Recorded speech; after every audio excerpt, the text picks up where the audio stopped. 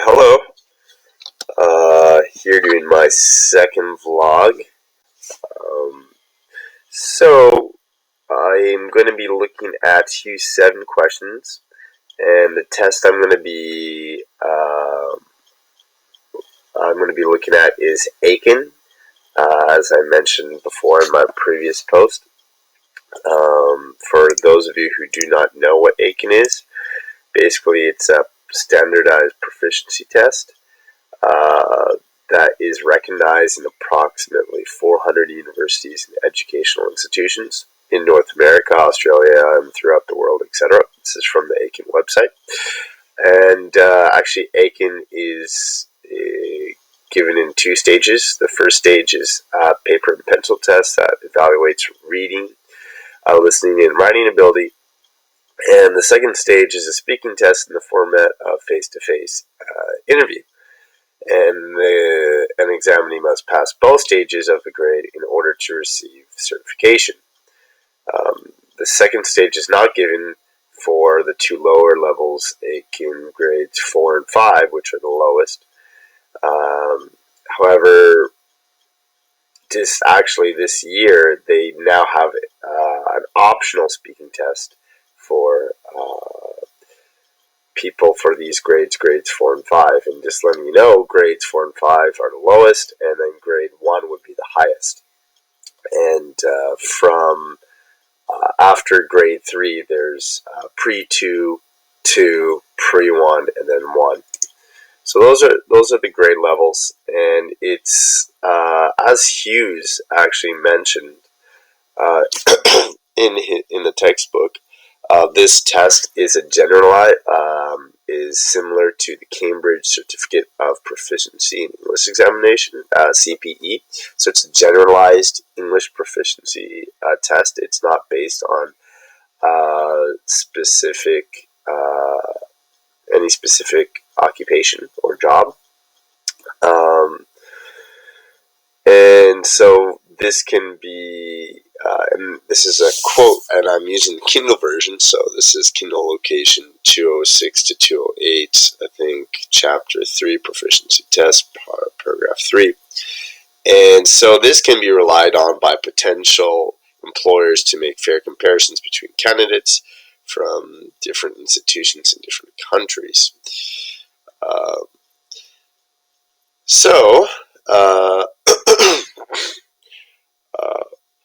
Now, this is a proficiency test, although, as Hughes stated, and this is another quote, and this is Kindle location 213, 214. On the other hand, as we saw in Chapter 1, such tests may make themselves exercise considerable influence over the method and content of language courses. So although this is a proficiency test, this does influence us at the school I work at, and we often do have Eiken content in our classes, which we help prepare them for. So it is a proficiency test. However, we are quote unquote doing Eiken courses that prepare these students for these tests. So looking at the test, it's direct testing. It's multiple choice. The first part is, and it's multiple choice as well as also the interview portion is also direct. And in the written portion, the multiple choice portion, there's vocabulary section. There's a grammar section and a reading comprehension section. And all of that focuses primarily on reading, the skill of reading. So I would say that for the second, looking at Hughes' other question, that it's actually both discrete and integrative. So for Eiken 2 and up, it's more integrative with speaking and writing present. Eiken level 2, on this test, they need to be able to Write a short, and it's a very short answer, roughly around 100 words to a question posed, and it's usually an opinion question. And then they also have their interview, which they have to pass. So they do the Eiken level 2 and pre 1 and 1 are more integrative in that fact. Eiken 3 and up, so Eiken 3 and pre 2 have speaking, but they do not have any writing portion. So it only evaluates listening, speaking, and reading. There's no writing. It doesn't. So given this, I think that the lower level tests are more discrete. They focus on specific skill sets. For example, listening test is primarily just listening. They don't have to. It's listening with multiple choice. They don't have to write or answer questions by speaking during the listening portion of the test. So I think that it's a mixture of both, with more integrative, being more integrative at higher levels, although it's still lacking. And it's more norm referenced. It does have criterion. It is also criterion reference in the fact that based on the interview portion. The interview portion is just based on the individual, and they do not look at scores for based on the average score of other students as well as the difficulty of the test, which is actually done for the multiple choice portion.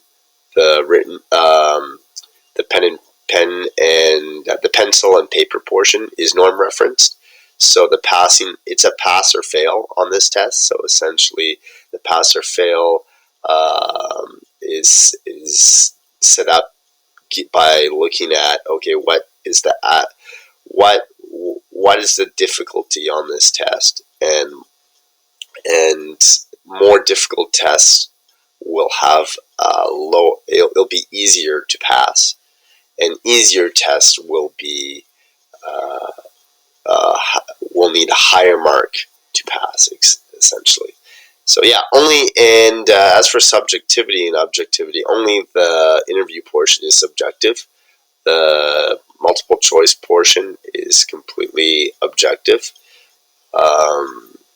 There's an answer key, and there's no ifs or buts to that when determining what question is right, and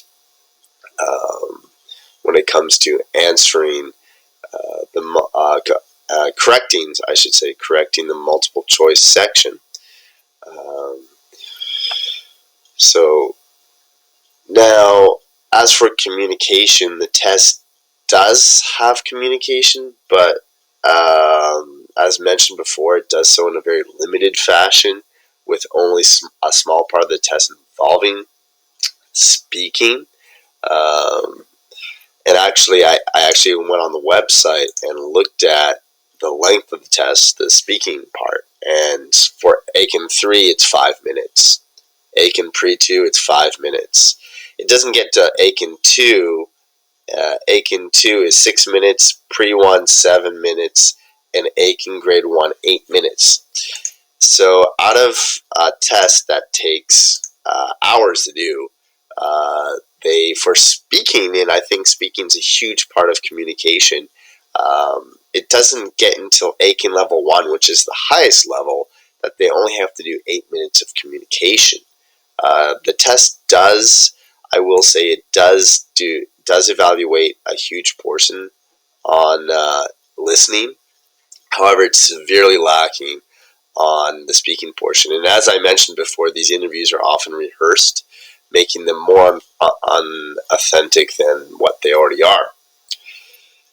So this lack of assessment on communication can then be seen in the characteristics of the test, which I've already gone over. The test is more objective than subjective. If we had some more communicative assessment, this may make it more subjective, as I feel that interview tests are more subjective, as well as the written portion. But again, these are lacking. It's more norm reference than criterion reference. Again, written tests as well as speaking I feel would fit criterion referencing better.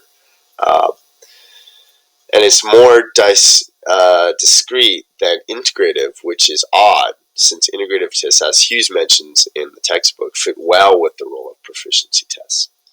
And because of this, I highly question Eiken's validity as a proficiency test in itself. A lot of students end up passing this test, but if we look at it, what abilities do they actually have? And I think when it comes to communication, it's lacking severely. Sorry for the long video. Thank you so much, everybody.